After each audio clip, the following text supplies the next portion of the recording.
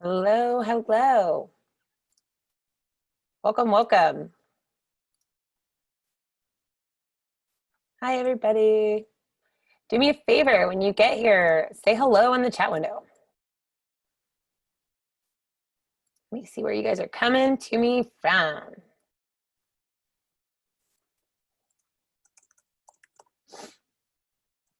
Hello, hello, hello. Let me know if you can hear me. Welcome. Good evening. Happy Monday night. I guess it could be the wee hours of Tuesday morning. Do me a favor, type in the chat window, where are you coming to me from? I am in Durham, North Carolina. Yeah, New Jersey, another East Coaster. Very cool. Chicago. Ooh, a couple of Chicagos. Nice. Milwaukee, Philly, Connecticut, Vancouver. Now we got a West Coaster. Any other West Coast folks here? Oh, Texas. Got some middle of the country.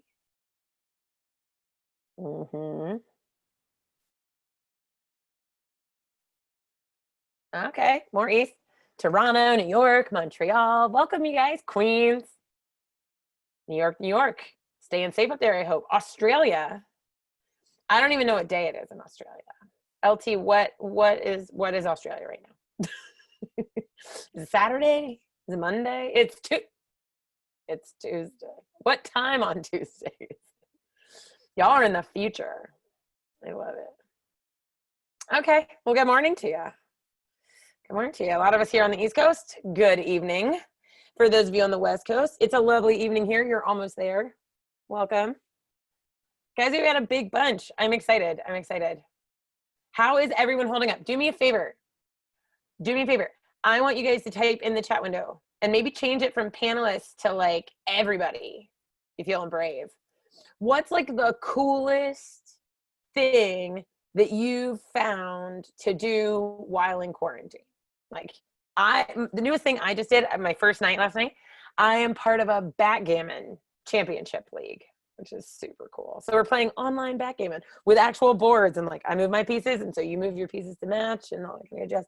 What else? What are some other good quarantine activities that you guys have come up with? What have you guys come up with?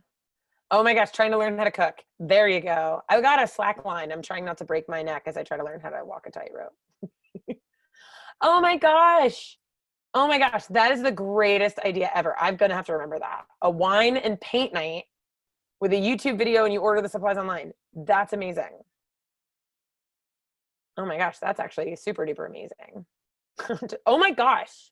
Well, I'm glad you're recovering, that you actually had it, and I'm glad you're recovering. I'm glad you were well. Hope all of those around you are well as well. Baking. Do you want to send any of that stuff my way? Any baked goods? I'd be very happy to take them. Oh my God, Tiger King. I have not seen Tiger King, but I feel like because of all the memes, I have. So, Carol.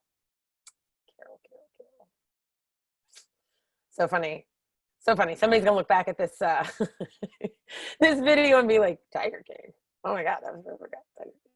Well, welcome you guys. I am excited to share tonight's free prep hour because we're going to talk about what it looks like to try and develop and build a like long, big picture study schedule. And it's kind of no more important than it is right now as folks are waiting to figure out, are you going to take the exam at home? Are you going to take the exam and like wait until it's offered again back in test centers? If so, right, like what is that waiting going to require in terms of you being adaptable with your study schedule? So I'm super excited. We're going to get going. First, a little bit about me. My name is Whitney or Whit Garner. I am in Durham, North Carolina, so home of Duke University. Go Blue Devils.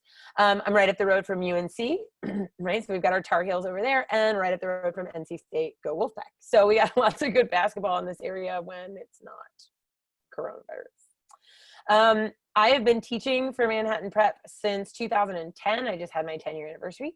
I've been teaching GMAT the entire time and was teaching GMAT before I came to the company. So it is a test that is near and dear to my heart, as much as you guys might hate it right now. And so my job a lot of times with students is helping folks who have finished with a course try and figure out what in the world to do next.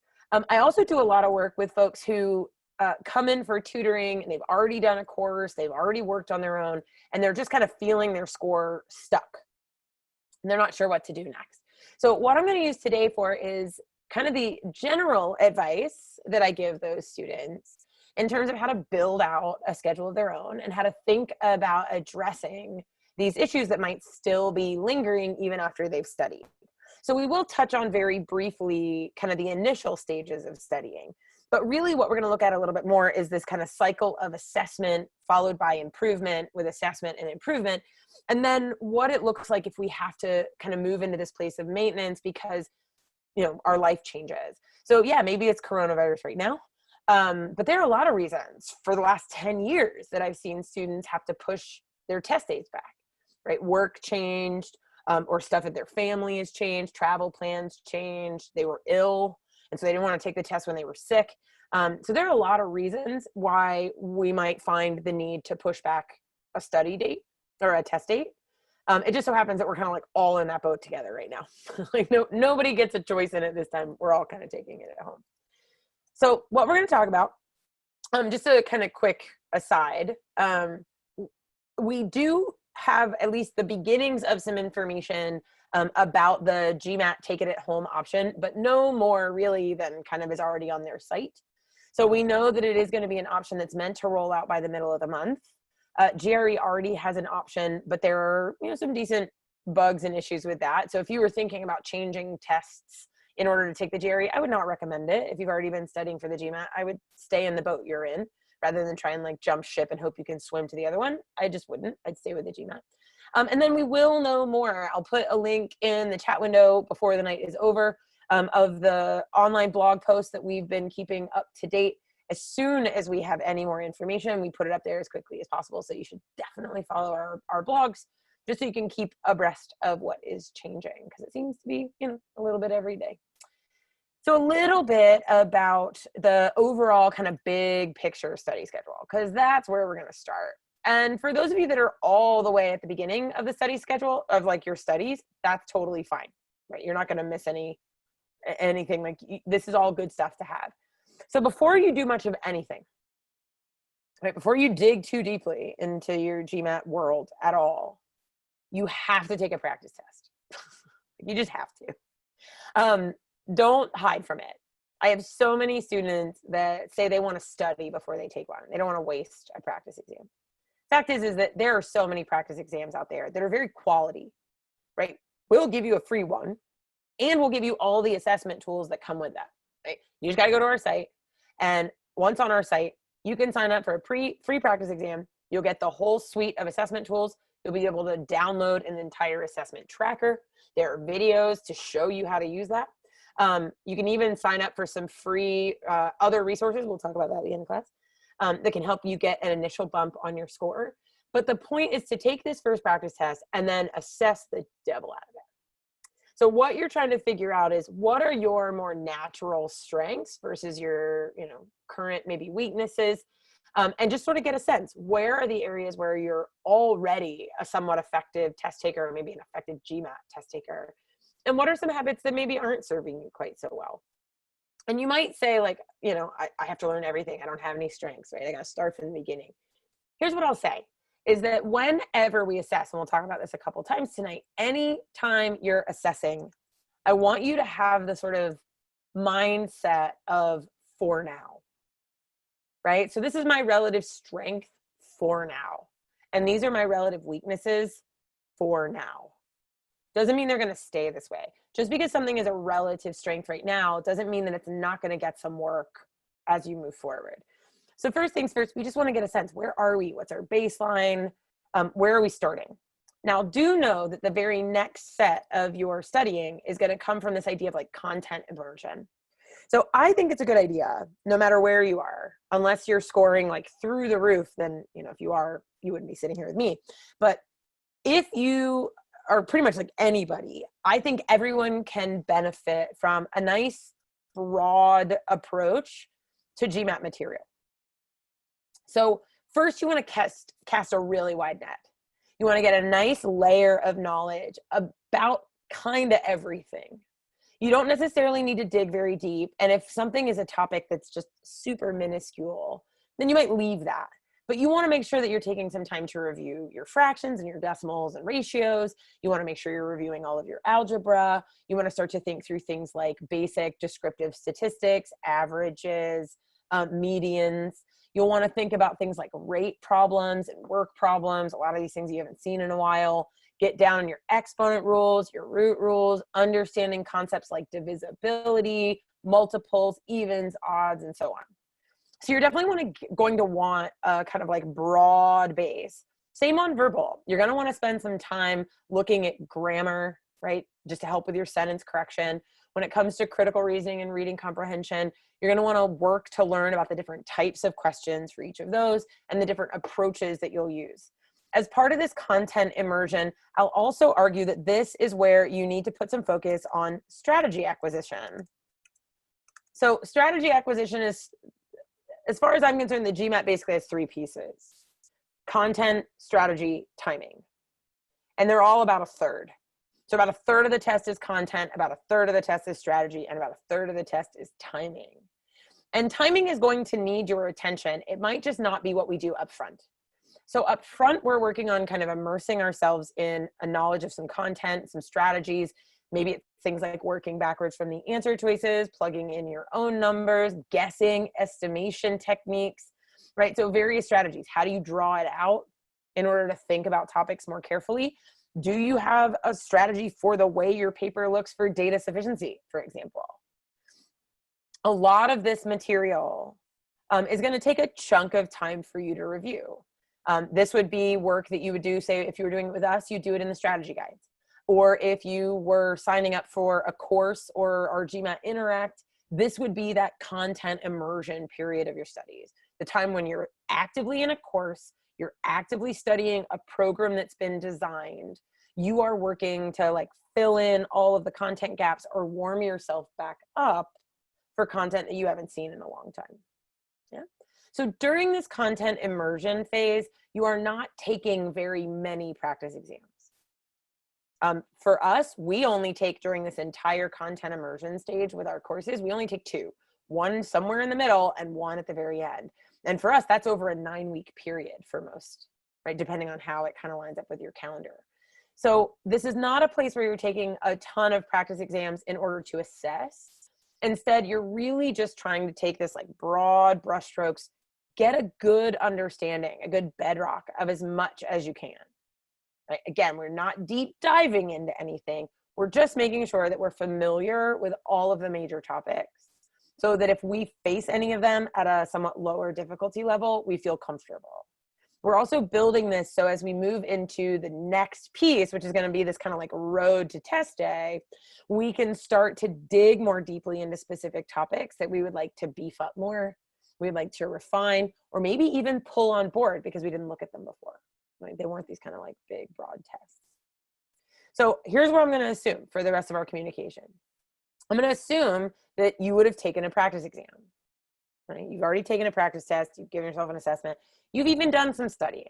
Maybe you got a Foundations of Math book. Maybe you got all the verbal books. So you could work on your sentence correction grammar. Maybe you took a full course with us or whoever, right? You've been working through a syllabus. You've been working on your content. After that, you've taken another, 1 or 2 practice exams during that period. So you can kind of see how you're doing and make sure that you're kind of heading the ship in the right direction, noticing whether the content you've been learning is applicable.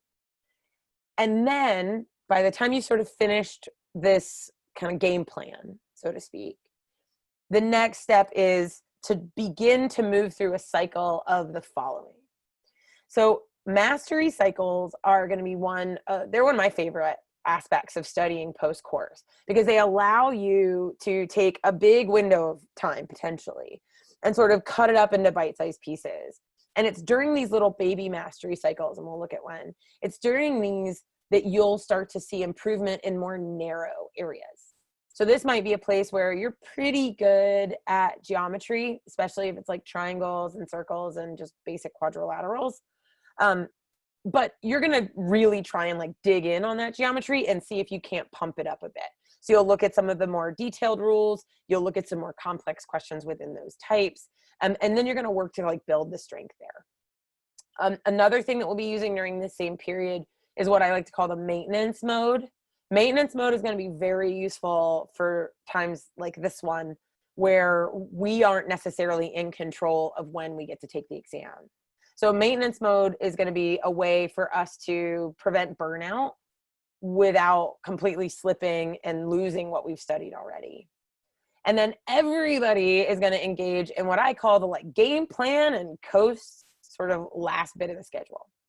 Right? So this is going to be the 1 to 2 week period out from your actual exam where you're doing some final game planning and polishing, and then you're tapering off to basically nothing.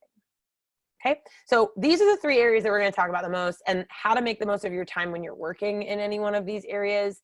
So we're going to start with mastery cycles, and we're just going to take some kind of brief notes on each of these. So a mastery cycle for me is defined as roughly a 2 week period. You could take it, you know, I wouldn't really take it down to 1 week because you kind of want 2 weeks. So I would say about a 2 and maybe to 3 week period, depending on what your schedule allows. During a mastery cycle, you'll be working relatively intensely. So I would expect that this could be anywhere from 10 to 15 hours per week, right? So this is as if you were still like taking this like it was a college course, right? So 2 to 3 week period, 10 to 15 hours per week, you're busy, right? Super busy, which is cool, right? You're gonna be working on a test, you're gonna be getting awesome. Okay, during this period, it will always start with a practice test. It always starts with a practice test. Once you've taken the practice test, you are going to diagnose, and you're going to put things into 3 categories: strengths, prioritize, get wrong faster. Okay, so that's what we're going to do. We're going to look at this kind of bucketing system, so to speak. So the way I talked to a few folks about like this kind of bucket system and, you know, how it can best work for you. So the way I think about these buckets, right, these 3 assessment buckets, is like my strengths, my like let it ride.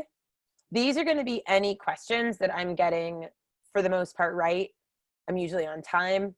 I might even be a little fast, but still very skilled at them. I feel comfortable and confident when I'm working on them.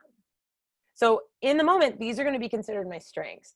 I want to imagine, what would I think of this if I were taking the test tomorrow? Right? So if I were taking the test tomorrow, would this be the type of question that I would be excited to see, that I would feel very good about, and that if I wanted to, I might even add a little extra time to because I think they're good investments? The second bucket are things that I want to prioritize. And again, this is for now. Okay, so when I say I'm going to prioritize these, it means that at least initially, I'm going to think that these are a good kind of like easy way to focus my time. These are not the things that I would put in my get wrong faster now category, where we're talking about things that are not only like complicated, but I tend to get them wrong. I'm very slow. They feel frustrating to me. When I have tried to learn them, I feel like I'm bumping up against a wall. I just truly find these questions difficult on so many levels. This stuff for now is going to live down there. Our priorities are things that we think that we might be able to approach a little bit more easily. A good rule of thumb is to actually have roughly equal amounts in these 2 buckets. Oftentimes people put way too much in prioritize for now. And in fact, if you want to be really fancy about it, you should split your stuff into about thirds. Top third of things that you feel the most comfortable with, bottom third of the things you feel the very least comfortable with, and this middle third of like, I mean, I kind of feel good, but you know, it might be good if I just brushed up a little bit. So this middle third, this prioritize for now, this is your low hanging fruit. So when we head back and we go looking into this whole, your whole space of a mastery cycle, right? When you do this in one of your like get yourself better mastery cycles, you're going to spend that 2 weeks focusing in on this prioritized space. So this will be where you spend 2 to 3 weeks. This is going to be kind of a mini mix of content and practice. So often I find that this sort of section of time is defined by things like strategy guides. If you have access to like our Interact lessons, or other like manufacturers have, or other outfits have online lessons. I mean, these might be Khan Academy, right? Sometimes these might just be little bite-sized pieces. These could also come from classes or recordings of classes that you've taken before. Maybe it's our classes, but it'll be a mix of this like content-based stuff. So you're trying to like brush up on the content and the strategy. But it'll also then be a mix of practice. And so your practice will come from official guide questions, book chapter questions, questions from previous exams. So official guides, previous practice tests, end of chapter questions, and drills. These are all going to be places to get good practice. You should be doing all of this practice timed, either as individual questions or as very small sets. Individual questions or small sets. So a thing to think about in a mastery cycle is individual problems are great. They're really nice because you can stop after each one. They're good to work on specific topics, right? So if there's like a specific topic I want to look at, if you have our Navigator product, for example, so our GMAT Navigator, where we've rewritten all the explanations for official guide problems, we actually have a list in there that organizes the official guide by topic. So if you're looking for, like, I need more ratio problems, I need more distance rate time problems, I'd like some problems on overlapping sets, you can go find them there, choose a handful of problems to practice that specific topic. The issue with only doing individual problems is that in this sort of space, you know what they're asking for, you know it's being tested.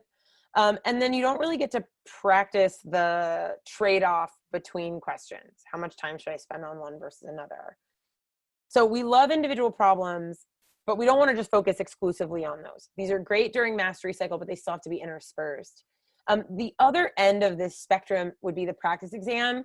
But the problem with the practice exam is while it does simulate the test, and it gives you, right, a good option to be able to see how you're going to react on test day, they're long, right? It's a lot in terms of stamina, right? Like you have to do a lot of work for these. You can't take them all that frequently.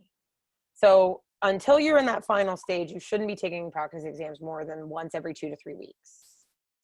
The other issue with taking a lot of practice exams is that you can begin to over-interpret the score. So the score becomes the only thing that matters because that's the thing you see.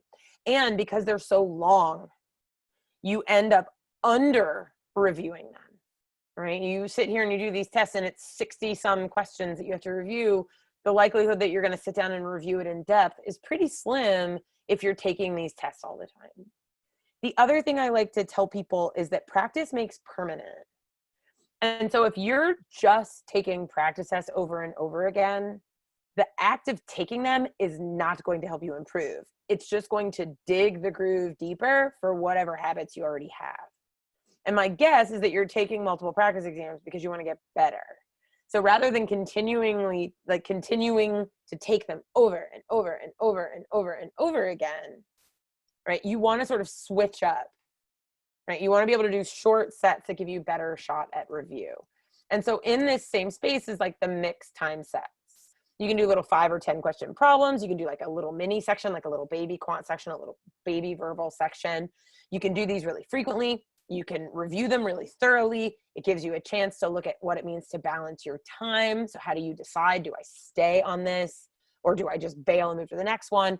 And it allows you to shuffle in old topics even when you're in the middle of a mastery cycle. Now, I got a great question in the background, right, that when I brought up before, like the content immersion stage, the idiom study would certainly go there, right? But we can talk a little bit more in detail about how you would kind of build idioms in. But yeah, if you're going to be studying some of the major idioms, they would absolutely go in content. Also, when you're working on that content piece, you'll be doing practice problems. And so anytime you're missing something like an idiom, when you're in that initial content phase, you'll be trying to catch those mistakes and learn from them. So during that content phase, you're still going to be assessing, right? You'll be doing practice problems. You'll be working on practice throughout, no matter who it is that you're doing a class with, or if you're doing videos with, or if you're even just reading books. I don't know of a single outfit out there that doesn't have you actively working on at least mini assessments. So you'll be having plenty of opportunities to see like, oh, that's an idiom I didn't know, or this is a geometry rule I didn't know, or I didn't know that exponent rule. So you'll have a chance to see those.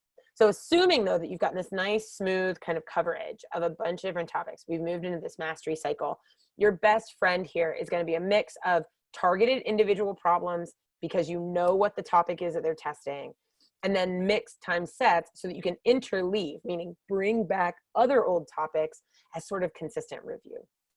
Okay, so a mastery cycle, again, is going to be about 2 to 3 weeks worth of time.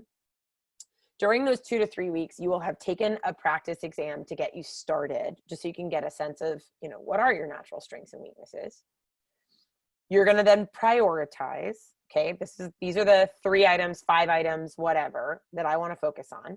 You're going to pick a couple of them, work on them for a few days, pick another one, work on it for a day, right? And you're going to sort of take this 2 to 3 week period to work through some of the items in your prioritize.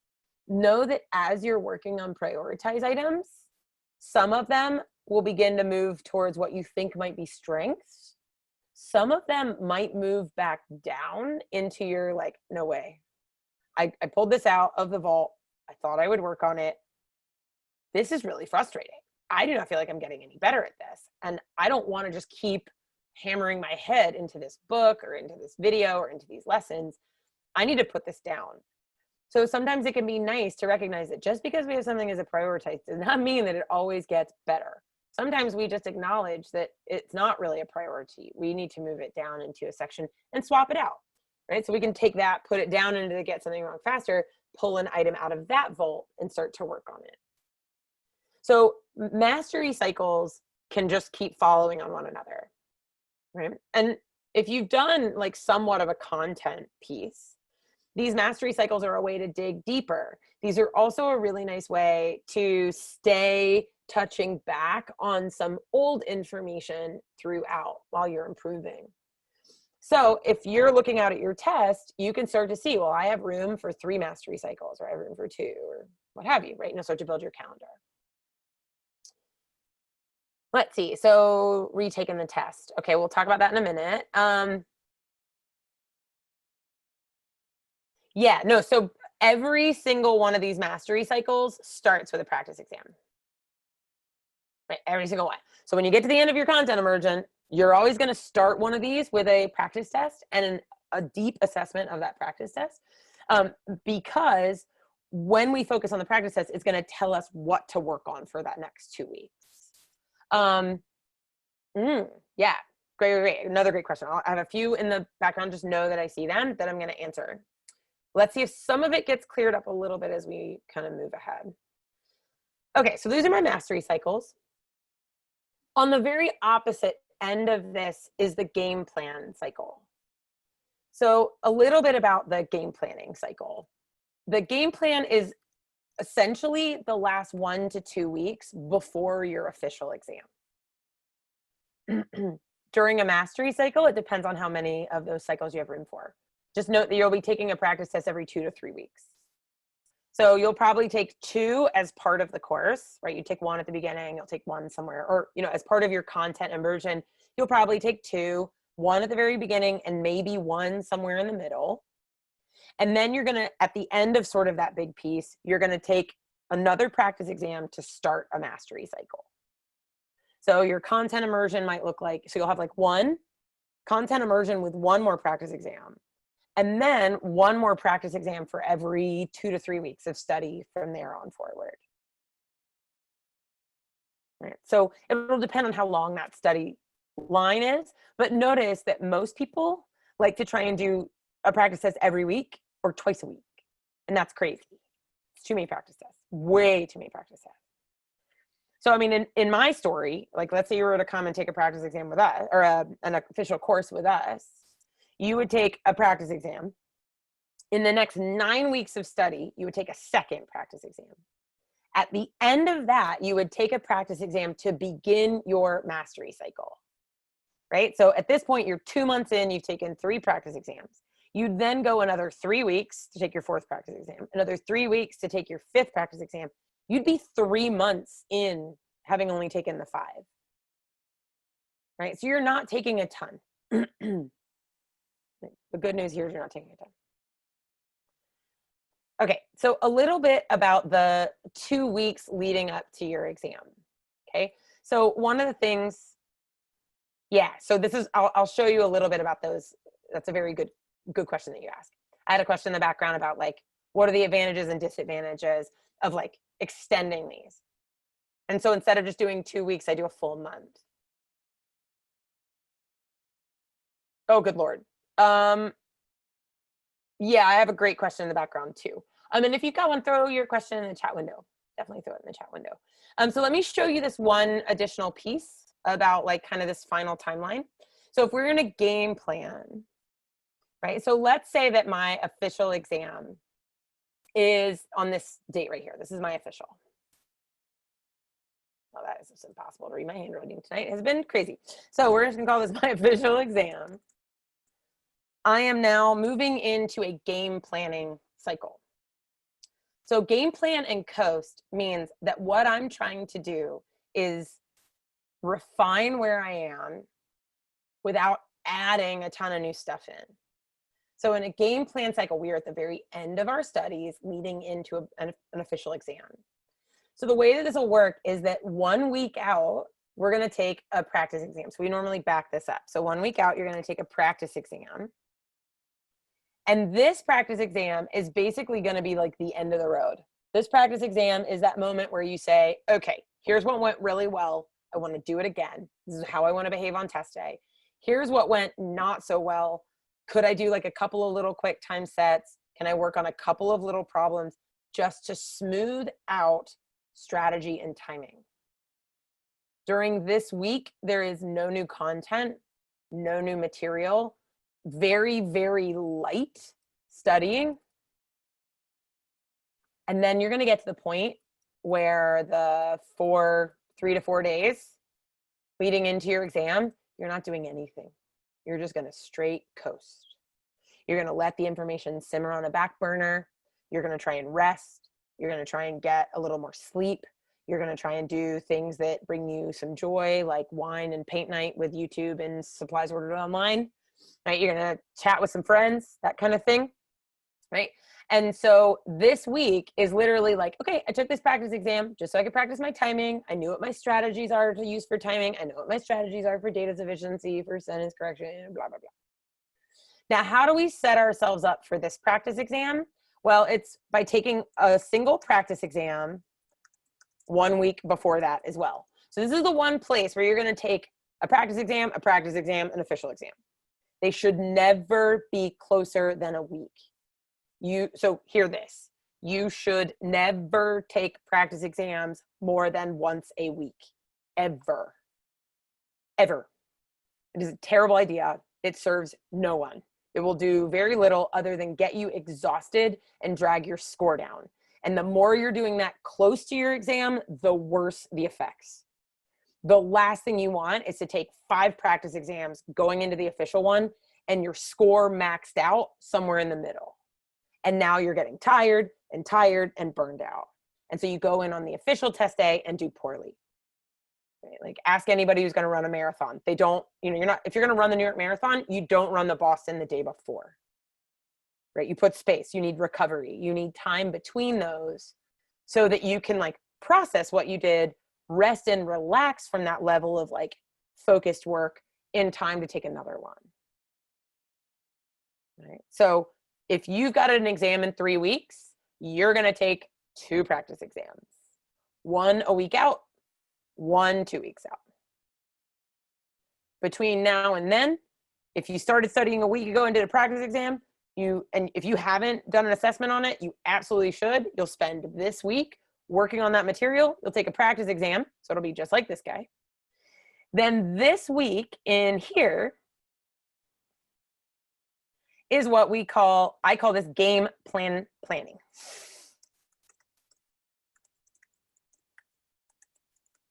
Right? So game plan planning is, okay, I looked at this practice exam. Here's what went well. Here's what didn't go so great. Here are the things that I want to work on. I want to make sure that my paper is like this. I want to make sure that I bail on questions that are like this. I want to make sure that I'm paying attention to the clock in this way. I want to make sure that my process of elimination looks like this. I want to make sure that I'm reading the question first on critical reasoning. Blah, blah, blah, blah, blah, blah, blah, blah, blah, blah, blah. You have a plan for everything. You spend this week working on drills and practice mini sets, like 4 questions, to try and perfect the behavior. So a game plan isn't what you know, it's what you do, right? Game plan is not content, it's strategy and time. So you're gonna spend this week saying, okay, here it is, this is what my game plan is, so that when you take this practice exam, what you're doing is testing out the game plan you decided on. So you set this practice exam so that you can use it to develop your game plan. You sit for this practice exam so you can see if you stuck to it. If you didn't, you have a few days of light review to reinforce any areas that you didn't follow through with, and then you coast. Period. All right? So this is our game plan session. This is where we game plan and we coast. Yeah. So now what we've got, to bring back our other slide, now what we've got is this world of our like mastery cycles where we're trying to increase our score. We're trying to get that lift so that we do better. Yeah, the second to last week activities there would involve primarily, you could review things in like strategy chapters of a book. You'll be doing practice problems where you're going to be working on how your scratch work actually looks.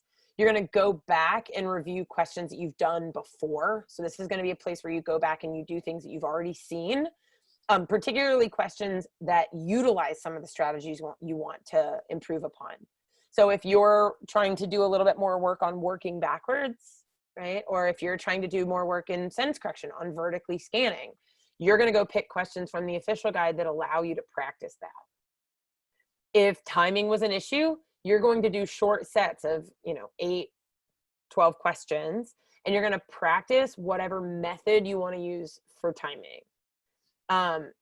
We've got a lot of strategy chapters in our book that are dedicated directly to these strategies. I'm sure we're not the only ones. Right? So these are the activities to help you work on your behavior.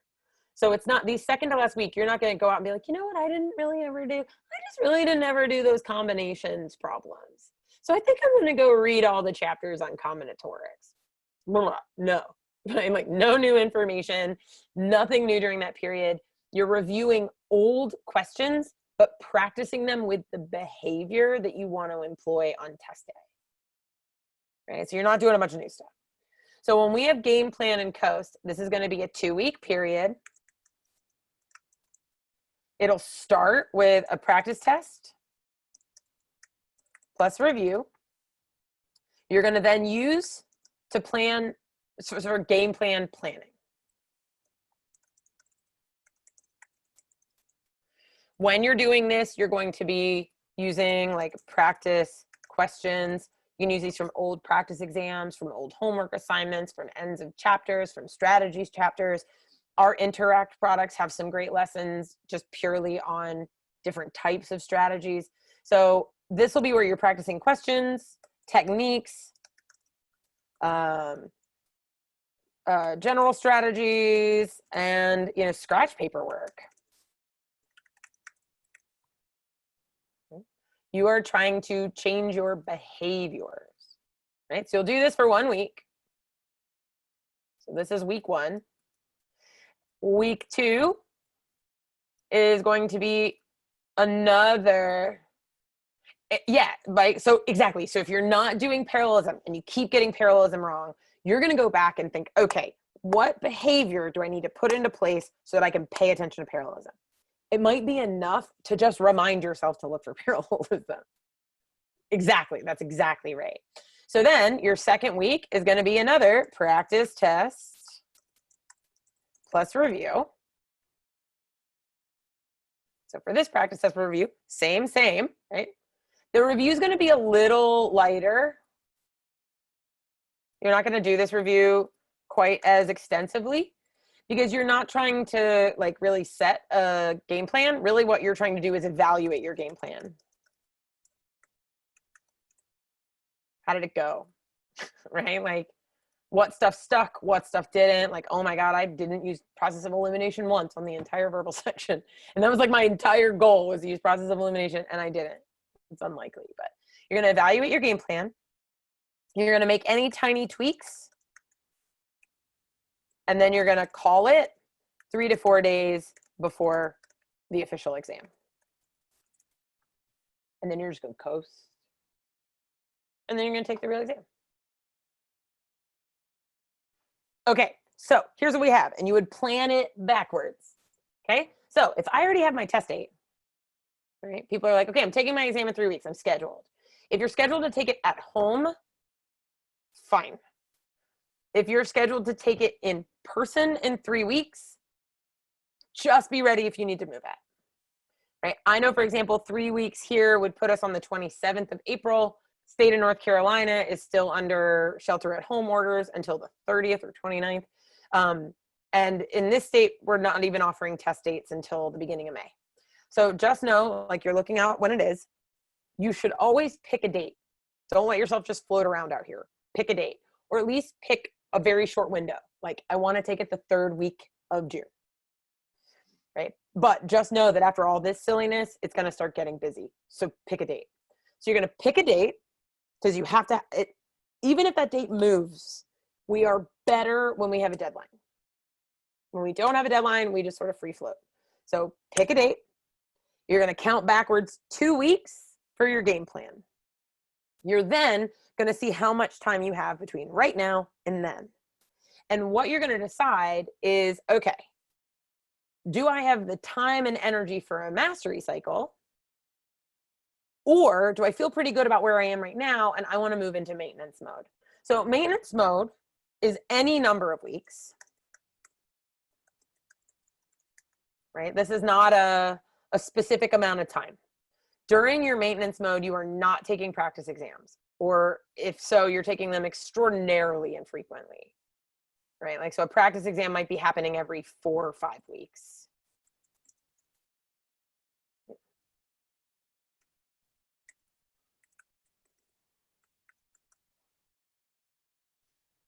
And that's only if you're kind of steadily staying in maintenance mode. You're not trying to overdo it, right? You're just, the idea here is that you're going to cut your studying down to half. So like way down. I tell people that maintenance mode could take your studying down to 3 to 5 hours a week. Where a mastery cycle, like I said, is going to be more like 10 or 15. That could be like a really heavy hitter week. So your maintenance mode is going to be this place where you're cutting way down. It is going to feel a little bit like this game plan and coast. But what I like to focus on here is to choose sort of random old topics. Use practice questions you've seen before.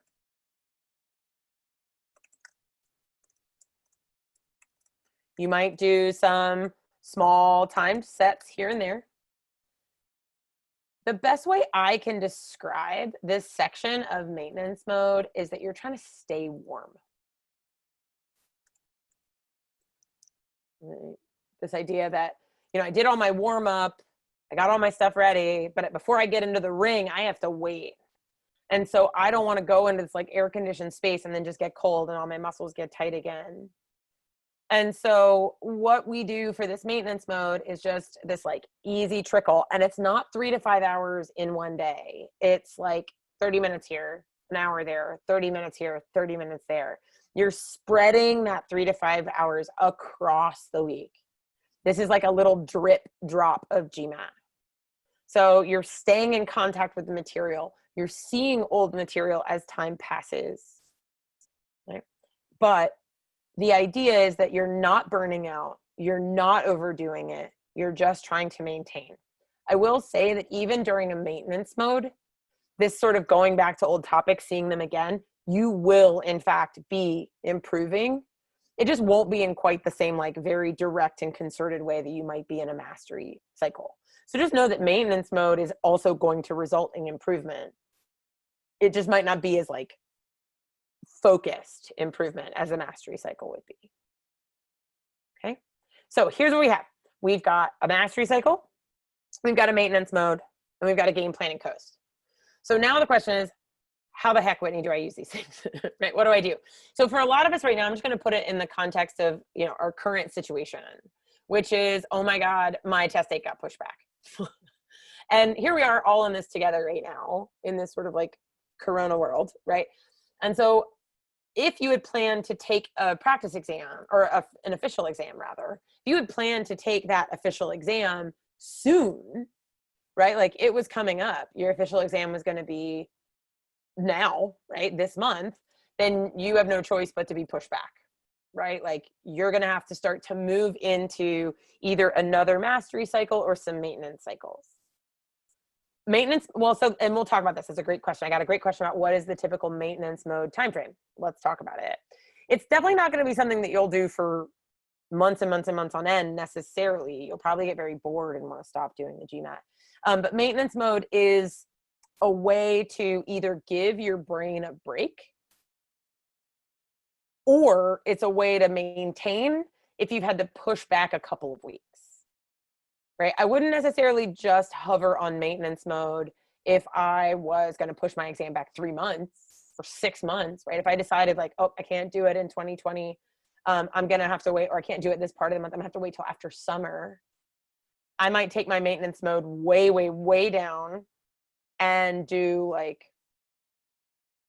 like mostly maintenance modes, but then with like the occasional mastery cycle thrown in as I have a little time.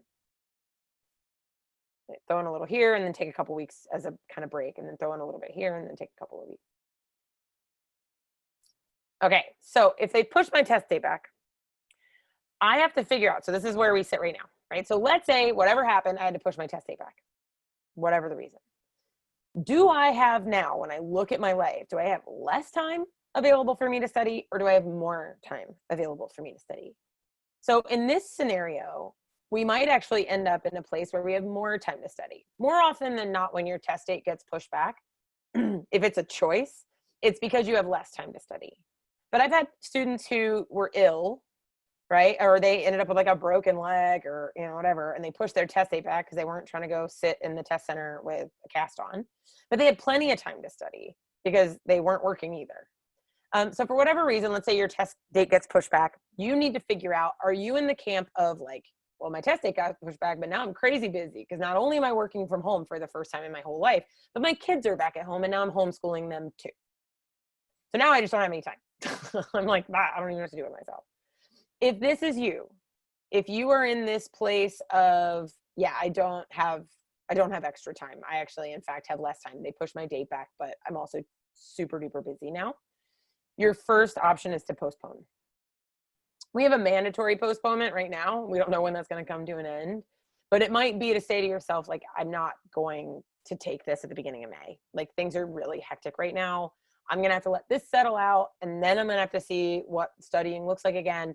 I'm going to think that I'll probably take it the beginning of June, not the beginning of May.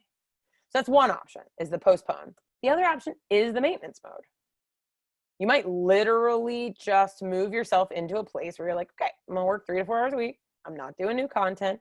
I'm gonna take a practice exam. In this case, since this is all I can kind of manage, I might take a practice exam every 2 to 3 weeks.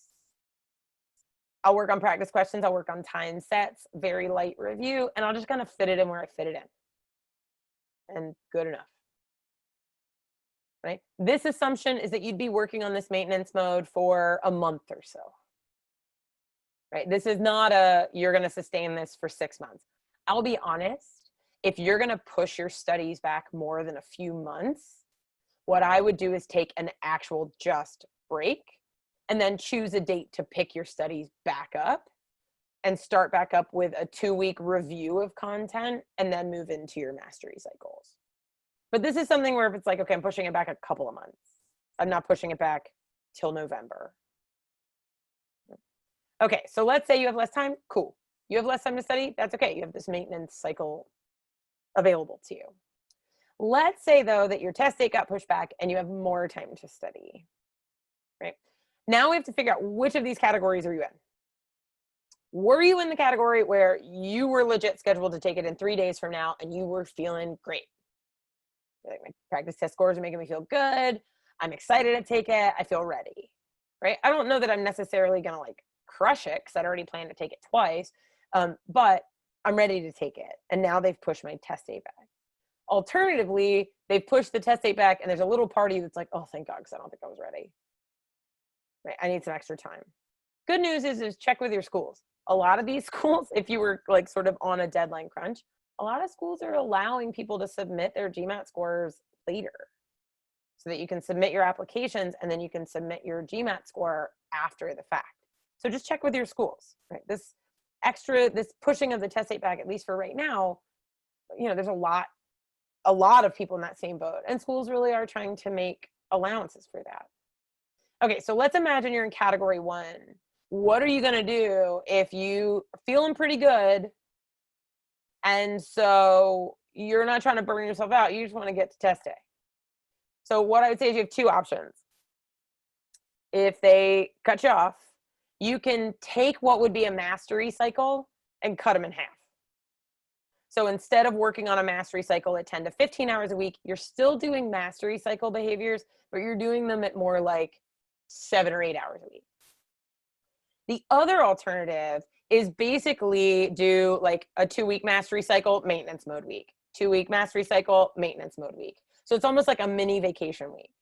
So you're extending the length between practice exams and you're adding in super light work weeks.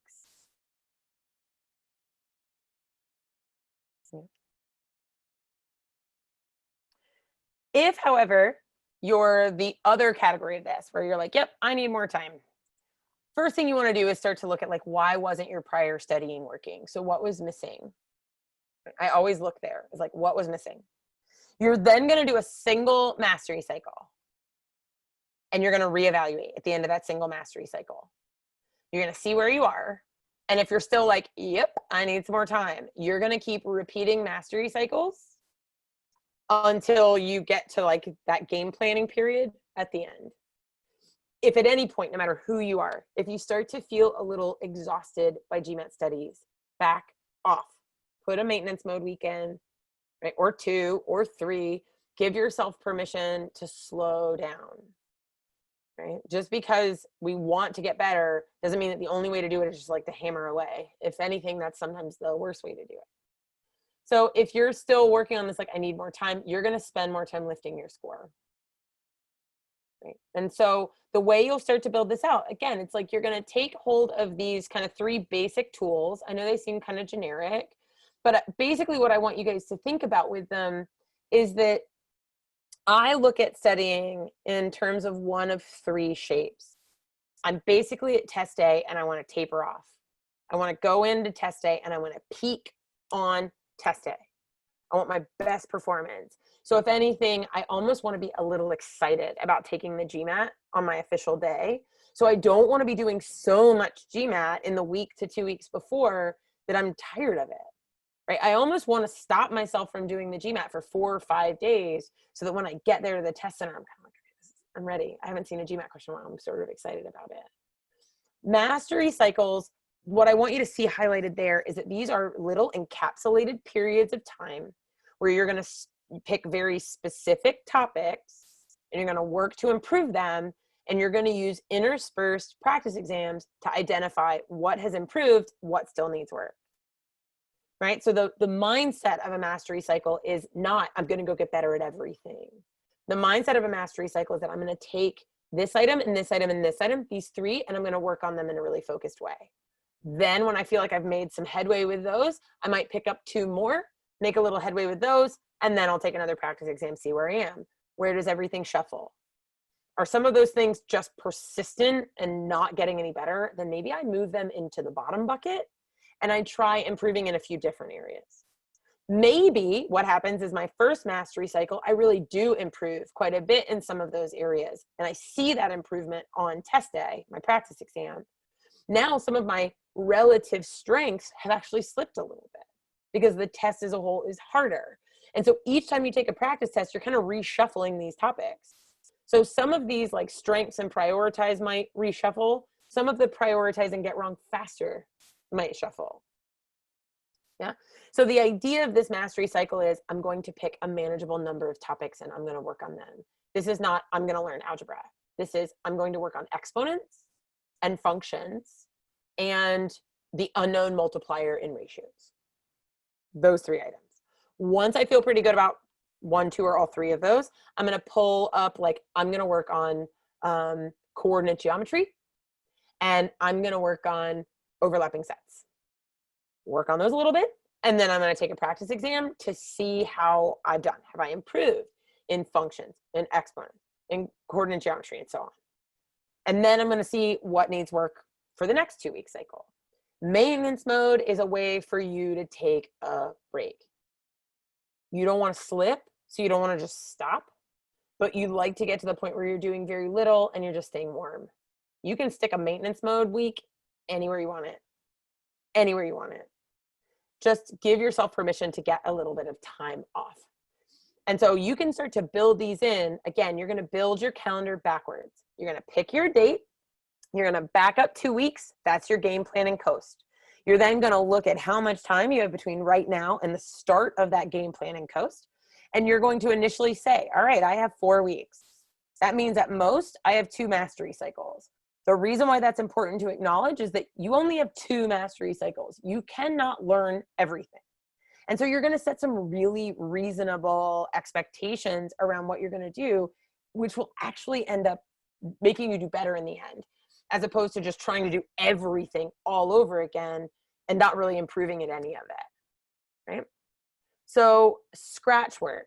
One of the biggest things I would say with scratch work is anytime you can find like online videos for things. So I know that Khan Academy is great with their free videos. I know that we also offer videos for a lot of our navigator solutions. There's a lot of scratch work that we talk about in our books, and I'm certain that other manufacturers or authors of books do the same. So you're looking for ways in which, how can I organize? You can also improve your own scratch work. And so somebody had asked before, I read this blog about error logging and that I should be redoing problems repeatedly. That is absolutely true. You should be doing a problem that you get wrong 3 or 4 times. I'll say this, you should be doing a problem you get right over again if you want to do it with a different method. So a great example of this scratch work is if you solved a problem one way and you got it right, but it was kind of clunky. And as you read the explanation, you started to think about a better way of getting it on your page. You want to do that problem again, not just right that moment, but you want to do it again in another week and practice with that better scratch work, keeping yourself organized. Right? So I improve on my own scratch work through repetition of the same problems. And if what I'm trying to do is study a strategy, like estimation or working backwards, there's no better way to do that than to keep redoing the same problem a few times. Put space, right? You'll do it right away. Then maybe you do it again like 3 or 4 days later. Then maybe you do it again like a week or 2 after that. And then I got a great question. Is like 1 day off per week okay? Absolutely. You should absolutely be taking at least 1 day off a week. I tell students that you can get a couple of nights off a week, a full day or 2 off. Like I have students who take all of Friday, pick their 1 day. They take all of Friday. They only do a half day, like a little bit on one of their weekend days. So they'll do like an hour and a half on one weekend day, 2 hours. And they'll do another like 3 or 4 hours on the other weekend day. And then they'll do like 20 minutes in the mornings, Monday through Thursday. And then 3 other nights that week, they'll do some PM studying. So they'll take, a weeknight plus all day Friday off, plus a half day on one of their weekends. You absolutely should be taking free time. So let's say you're 2 weeks away from your exam, okay? And you're not reaching your score. Yeah, no. So I was asked 2 different things. Does it make sense to go through my next 2 weeks going through that game plan? Or do I delay the exam and try to do more master cycles? That's going to depend on your timeline, right? Like in that moment where you're like, okay, I'm 2 weeks out. This practice test at the start of this 2-week game planning session is nowhere near where I want it to be. Am I ready to take the exam and just see how I do? Because sometimes on the real thing, we just do better. So am I ready to take the exam and see how I do, and I'm going to commit to this game plan? Or do I want to push my test back 2 weeks, 4 weeks, and throw in an extra mastery cycle? Right? Like, that's a choice. Part of that's going to depend on your deadlines. Part of that's going to depend on what your study life is like. I like to advise people, so like once this whole thing is done with, right, and we're allowed to travel again, I actually tell people to take their exam after a vacation. Right? Because all these people are trying to take their exam before they go on vacation. I always tell people to take it after you get back. Don't take any books, don't study, don't anything. Go on your vacation for a week, come back for a day or two just to get back in your rhythm, and then go take the exam. Don't study. You'll do so much better. My students do so much better when they're rested and relaxed and haven't studied for a week. I've never seen a student do worse for taking a week off. I have seen the vast majority of students do wildly better from taking a week off. Month from today. I wouldn't push back anything until you get the next piece of information. Right? Like, they haven't said anything because they're still planning to let people take it May 6th, because they're going to try and let you guys back in the centers as fast as they can too. Right? Like, they're not waiting of their own. They're waiting because they have to. And so I would say on the 6th, as soon as they know, they'll let you know. I'd keep planning, because if they have to bump it, they'll cover your reschedule fee. They'll refund you and you'll reschedule again. So I would just keep in mind a little bit that the game plan in Coast shares a lot with maintenance mode. So if you're coming into those last 2 weeks of sort of like, you're taking a little bit, the practice exams a little more frequently, but the like volume of study is kind of the same. So if you took those 2 weeks as kind of maintenance a little bit, and then they push back, that's okay. We'll just look and see how far they push back. Are they pushing back 1 week? Then do it, throw in, just extend game planning 1 more week. Did they push it back 4 weeks? Well, then decide, do you want to do a mastery cycle and then game plan again? Or do you want a maintenance mode, then game plan? It just depends on where you're sitting at that point. Well, EA is also postponed, right? Like, they're all the same. You can't go to a test center and take anything, right? Like, so there's that, right? Like, it doesn't matter what tests you're taking. They're all postponed right now. The GRE, the EA is going to be released as well, but like, they're all being held off. You can only take the executive assessment if you're applying for executive MBAs. And it's the same content. You just need to go practice like the arrangement of the test. You're going to need to put a lot more effort behind integrated reasoning. That's not a topic that matters quite as much on the GMAT, but it matters infinitely on the executive assessment. So you're going to have to focus there. When you redo old problems, should the practice still be timed? For sure. And it's okay that the timing is skewed since you've seen them before. That's okay. Part of timing is just getting used to that rhythm of the clock, right? You're setting a metronome for yourself. It's like a runner. You're setting that pace. Yeah. I have a few coming in.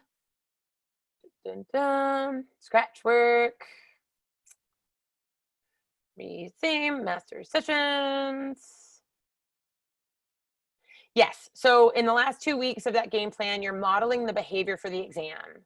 So yeah, I mean, you're certainly, anytime you're practicing, you're gonna be seeing some improvement, right? Because every time you do something the way that you wanna do it, your practice is making permanent, right? So you're certainly likely to see some improvement. And in fact, I see students see a ton of improvement in that game plan and even maintenance because they're taking a break, because their brain is getting to rest and process information, and because they're getting this like subtle review, right? Cool. And then I had another question, and thank you if you have to go. I'm gonna stay and answer just another question or two if you have them. I got a 680 breakdown RC and CR 88. The problem is that I prioritize SC and my RCs and CRs went down. What do you mean they went down a bit? Those look like they're higher than the SC. But what I would say is, like, you don't want to overemphasize the percentiles for those questions, because that's really less about your percentile and more just kind of like how many of them you got right. And it depends on how hard the test has gotten. If the test is getting harder, then you're going to see fewer of certain types. You're going to get fewer of them right because the test is getting harder. So it might be that you improved your sentence correction enough that now reading, comp, and critical reasoning need your attention again. This is what I meant about that mastery cycle, is that as you improve in some areas, things that you once thought were your strength might actually now need a little bit more work. And so this is why a mastery cycle has this very like surrounded little encapsulated space where it's like, I'm going to spend 2 weeks working on this very like narrow list of things. And then I'm going to see where I am. Once I see where I am, I'm going to spend, and then I'm going to see where I am. And then I'm going to spend some, and then I'm going to see where I am. There's like frequent check-in, but we're not just taking practice tests to be like, woo, let's go take practice tests. We're taking a practice test to evaluate what we just did. And so we're keeping the list of what we do small so that evaluation makes more sense.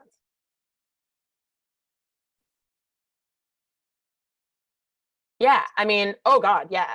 My favorite, okay, so people are asking like post-course. If I could have my perfect wish, if you were able to do content acquisition, right? Like this big content acquisition period, and you were able to complete like the majority of tasks that you were assigned based on that like course or tutor or whatever the hell it was, right? If you were able to complete all of that, I would want 6 weeks post-course if I could have it. Because what that would buy me is 4 weeks plus a 2-week game plan. So for those 4 weeks, I could double up a mastery cycle so I could get 2 of them and then have my game plan window and still not quite feel like I was burned out. Much more than that, and I've got to put maintenance modes in and alongside it. Yeah. I am. Yeah. You can always reach out anytime. It's just, I'll send it to you. There we go. This is the, and let me also give you guys the, make sure that you're checking our site. We have, I'll put the link in the chat. We have phenomenal resources that we've been, let me get this out, that we've been keeping up to date. So if you come to our, the recording for this will absolutely, we upload them to YouTube, I believe. So they're on our YouTube channel, or will be before long. On our Manhattan Prep site, we have plenty of updates up at the very top bar. It'll be GRE updates, GMAT updates, and LSAT updates. I did have one quick question in the background, which was, how do you feel about switching from GRE to GMAT? So you might have missed my comment at the beginning. I would not do so simply to try and take it because the GRE is already available to take it home. I would absolutely not. The GMAT will be ready for you in another week, right? So do not switch like horses midstream. Good chance you'll just drown. You've already done this much work to study for the GMAT. Just stick with the GMAT. We'll be back in test centers in no time, I promise, right? The test from home option will be available in a little over a week, right? So plenty of options. I would not go switching up exams. Absolutely not. Awesome, guys. Keep an eye on our site. We hope to have some notes about the Take It Home GRE, which might shed a little light on the Take It Home GMAT. Those should be up on the site hopefully tomorrow or Wednesday. And then by the middle of the month, as soon as we hear from GMAC, we'll get you guys our notes for what it would be like to take the GMAT home. Right, we'll fill you in on all that as well. Awesome. And yes, flashcards are great throughout any of this. Flashcards are a nice, light, low review for psych mastery, maintenance, or game planning. All of those. Yeah, totally works, Jeremy. Eric, I think that's going to depend a little bit. So I had a great question about like recommend taking it home or waiting. I think a lot of that's going to depend on what we find out in a week, right? It'll depend on what taking it from home looks like. If the hoops are crazy to jump through, then that might be more of a pain. But if it seems easy enough to do and you're feeling pretty good about taking the exam, maybe you go ahead and take it. I wouldn't rush the exam just so I could take it at home. But if I was ready to take it and I'm literally just waiting for them to let me back in the test centers, I'd probably look at the take it home option very closely when they release more details about it. But yeah, they said that it will be available mid-April. They did not announce a date yet, but we are keeping our eyes on it. I promise, as soon as we know, you'll know. Yeah, you know, for a mastery cycle, I would say start with 3 to 4. If in the process of that 2 weeks, you knock those 3 to 4 out of the park, maybe pull another 2 to 3 and then just kind of cycle them a little bit during that 2 weeks and then take your test. I have no idea how long the Take It Home is going to be available. I don't know if it will persist beyond moving back into test centers. It may depend on the location, right? Like some cities and states may be under a longer impact, and then GMAC is going to have to decide if some states are going to keep stay at home while others now have to go take it in the test center, or if they're going to leave both as an option. Who knows? I wish I had an answer. I really do. I also wish I had like a crystal ball, because then I can make all kinds of money. I could be psychic. I could have been on Oprah. I know. I wish. Oh my gosh. I wish. All right, you guys. It's been a pleasure.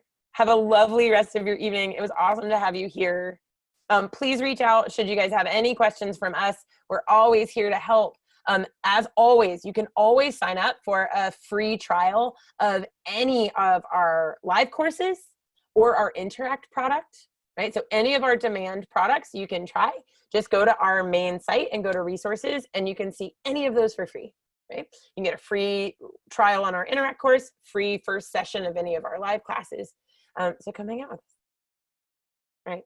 Thanks, guys. Have a very good one.